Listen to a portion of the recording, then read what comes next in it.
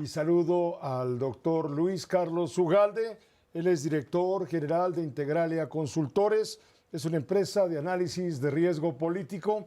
Me da mucho gusto, Luis Carlos, darte la bienvenida a tu espacio aquí en Grupo Fórmula. ¿Cómo te va? Buenas noches. Muy buenas noches, Pepe. Gracias, Luis Carlos. Pues estábamos echando un vistazo hace un par de días, hace 2 días, estábamos echando un vistazo al reporte semestral de violencia política en México, elaborado justamente por Integralia.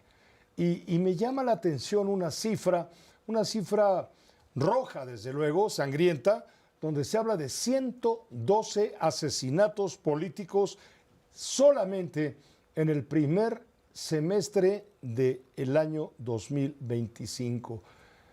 Vamos, no Sí, es para presumir. no, no es para presumir. El fenómeno de la violencia política, que es aquella violencia dirigida en contra de funcionarios de gobierno y candidatos a puestos de elección popular, es un fenómeno que se está dando ya fuera de años electorales. Ciertamente este año hubo elecciones judiciales, pero la verdad es que estas elecciones judiciales, como decimos en el reporte, no detonaron prácticamente ningún acto violento en contra de candidaturas. Pero a pesar de que solo hubo elecciones políticas, digamos, en Veracruz y en Durango, este rango de violencia es muy elevado.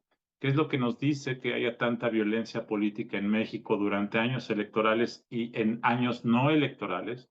Yo creo que lo que dice es que el crimen organizado está penetrando cada vez más las esferas del Estado, que el crimen organizado está cada vez más capturando a políticos, que hay un pleito entre bandas delincuenciales por saber quién se queda con el control de los políticos y de los gobiernos. Eso es lo que refleja. Estás Entonces, este es un hablando, tema estás muy hablando preocupante. de 17 secuestros, de 11 desapariciones, de 6 eventos correspondientes a otros delitos menores contra políticos de todos los niveles de gobierno en 29 de las 32 entidades de la República. Esto de alguna manera, en tu reporte de Integralia, le está dando la razón al presidente Trump de Estados Unidos cuando asegura que el gobierno de la República está paralizado por los cárteles del crimen. Yo creo que los gobiernos en México, y hablo en plural porque la principal instancia penetrada por el crimen organizado es el gobierno municipal, pero que los gobiernos en México están crecientemente capturados, penetrados por el crimen organizado. Y te diría una cosa que me parece más grave todavía. En algunos casos empezamos a ver ya no solo que el crimen soborna a políticos para capturarlos, sino que probablemente en algunos casos es el crimen el que gobierna ya en algunos lugares. Y cuando el crimen organizado se da cuenta que no solo puede poner candidatos, sino ser candidato, estamos en un nivel mucho mayor de degradación y probablemente ahí, por supuesto, quizá exagerado por Trump, pero creo que es claro que sí hay buena parte de razón en lo que dice.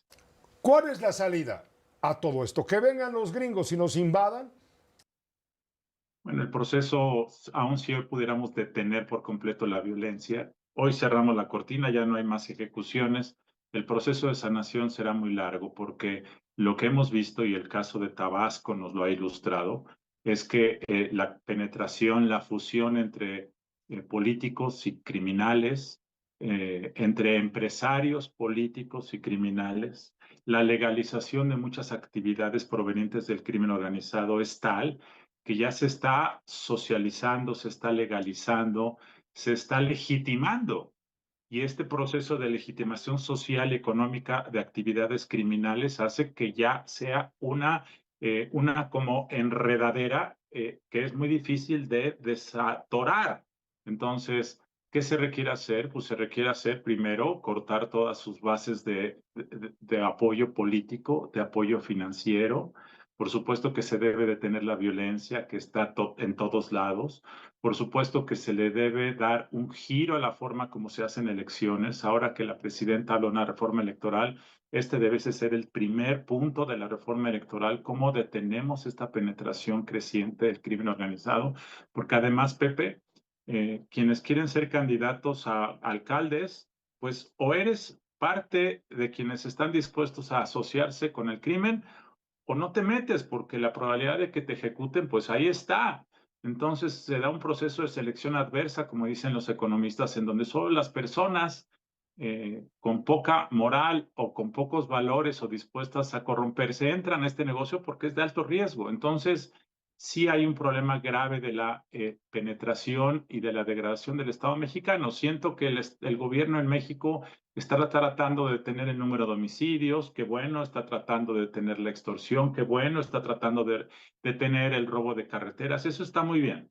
Pero el fenómeno más grave desde mi punto de vista es la fusión del poder económico con el poder político y con el poder de los criminales. Y esa triple fusión me parece que es lo que hace que este fenómeno sea muy difícil de desaturar, pero por supuesto que se tiene que dar la batalla porque esta es la batalla fundamental de la sobrevivencia del Estado mexicano. Pero ¿cómo lo desarraigas? Si está justamente en las bases de este país. Tú lo has mencionado y lo dices con todo acierto. Está en las raíces mismas sobre las cuales se ha construido este país. No estamos hablando en las clases altas, donde también hay, por supuesto, corrupción y delincuencia. Está en la parte más sensible, en el eslabón más débil de la cadena política nacional.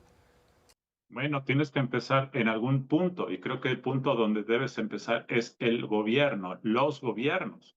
Y creo que ahí es donde debes empezar por erradicar a todos aquellos personajes que puedan tener alguna mínima sospecha de tener algún negocio.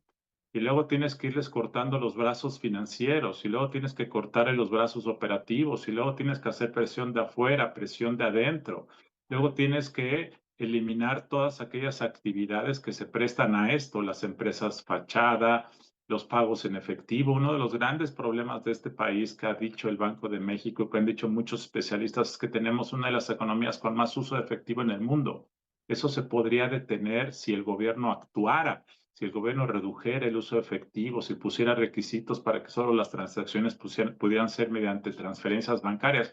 Hay muchas cosas que se pueden hacer para ir acotando este fenómeno. Y claramente Washington puede ayudar mucho en ese sentido. Luis Carlos Ugalde, te agradecemos muchísimo, como siempre, tu comentario, siempre bienvenido también. Gracias, Pepe. Buenas tardes. Gracias, muy buenas tardes. Si nos permite.